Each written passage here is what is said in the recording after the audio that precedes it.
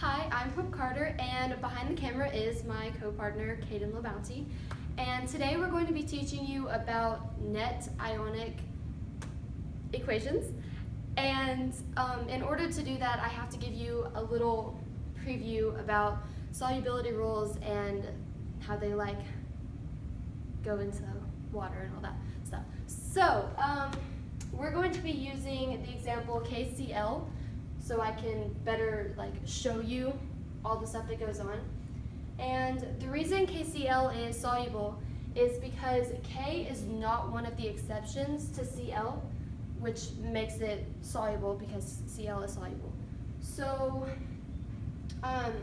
when you stick this compound into water, what happens, the reason it separates is because the attraction to K and H2O and Cl to H2O is much greater now than the attraction was between K and Cl.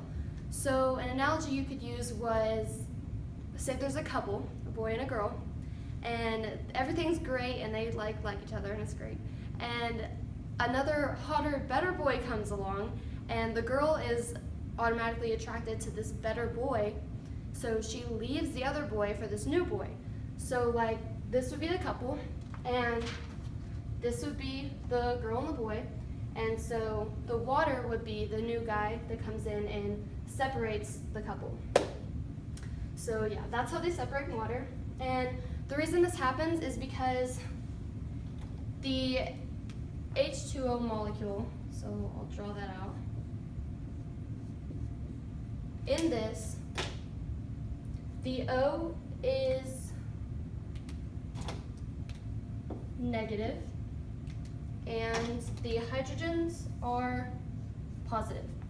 So what happens is the O, the negative and the positive come together, and it surrounds it in a 3D form. It would surround it front, back, and all sides, just O's all the way around the K, and it pulls on the K away from the Cl. And the same thing would happen with the hydrogens because it's positive with the negative Cl, and it would surround it and pull them away. So that is how the whole water and solubility thing works. So now I'm going to give it over to my partner, Kaden, and she's going to explain to you the main gist of this whole video.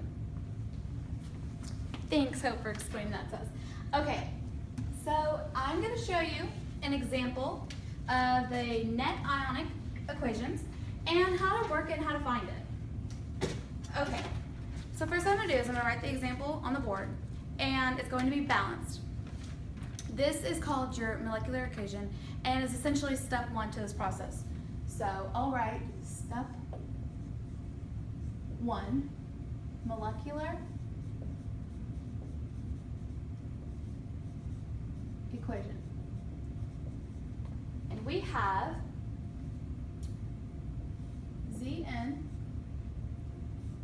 it's a solid, plus copper sulfate, and that is aqueous, yields to zinc, and that is also aqueous,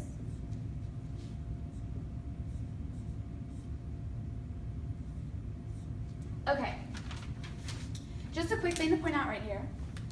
It is imperative that you put the state in which the ions are in, such as here, the zinc here and the copper here are solid, but these two ions are aqueous. And the reason it's so important is because only aqueous ions can divide and cancel out, which we will get to in a minute. Almost all times, solids will not be soluble in water. So that will be essentially, the solids will most likely be in your leftover equation, which is also known as your net ionic equation. Okay, so your step two is called your ionic equation. Don't get it confused with net. It does not have net in front of it. It's a big one too. Essentially, it's the same thing as your molecular. You're going to keep everything the same, but this time you're going to add the charges to every ion. Okay, so let's do that. Step 2, equation. Okay, so for zinc, we're going to write that down, and we're going to make sure to keep our sign as to what state it is in. Now we're just going to add its charge, which would be that, +2, plus copper, which is aqueous because it was previously, previously in a ion that was aqueous. That's why this would be aqueous. And it has a charge of +2 as well, plus SO4, also aqueous, yields 2. Now the SO4, both the S and the O have the same charge of -2. And I'm gonna stop for a moment. I know you're probably wondering, well, if we try to keep them together, or if you're separating them, why did I just separate copper but not the S and the O? Well, that's because this is a compound, so it's supposed to stay together. And this also falls into the solubility rules of water separating the two, which my partner previously covered, and that's why you needed the pre-lesson. So I'm going to continue. And the same thing is going to apply with the zinc and the SO4. Same thing's going to happen just like it happened here.